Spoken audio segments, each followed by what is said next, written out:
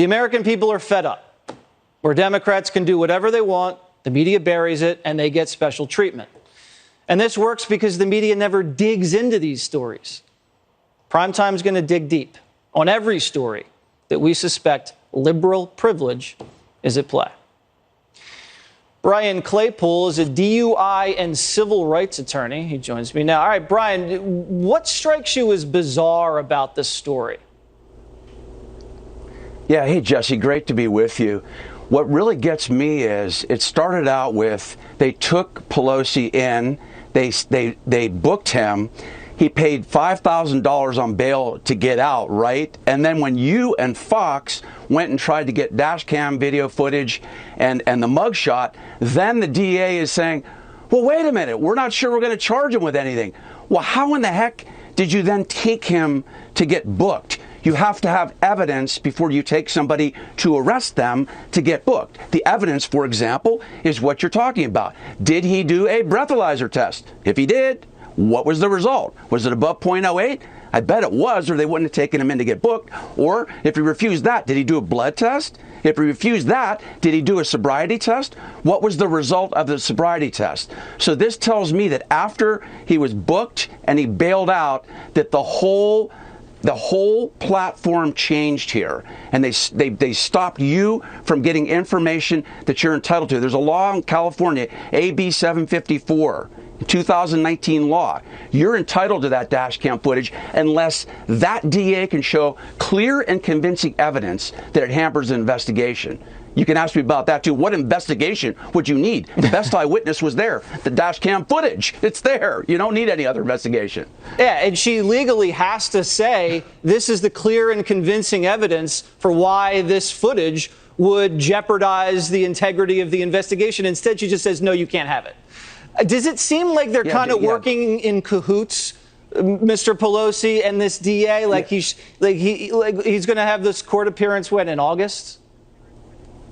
Yeah, well, look, Jesse, just like you said, people in California, people across the country just want fairness when it comes to the justice system. Remember the Rittenhouse case? The left-wing party there tried to use the justice system as a political playground to promote their agenda. Well, the justice system, again, is being used as a prop to promote a political agenda. I mean, isn't this the same neighborhood where Gavin Newsom was caught during the pandemic, right around the corner from this accident? He was caught not wearing a mask at some bougie restaurant. Yeah. But look, at the end, remember that, right? But look, at the end of the day here, yeah, there you go. I forgot, right. But here's another thing. When's the last time anybody got a citation for any crime and the DA called you up and said, hey, how does August 3rd work for a hearing date? That's not how it works. That's not the real world. You give somebody a hearing date. This isn't setting a dinner date. Oh, that works for Mr. Pelosi, August 3rd, right? Yeah. And let's talk real quick about Go ahead. Yeah, he can fit it in on his schedule. Go ahead. And there was a... Yeah, exactly. Can you fit it in? You're 82. I'm not sure what you're doing. Are you golf outing? But anyway, here's another important fact. There was a physical collision of these vehicles. Why is that important?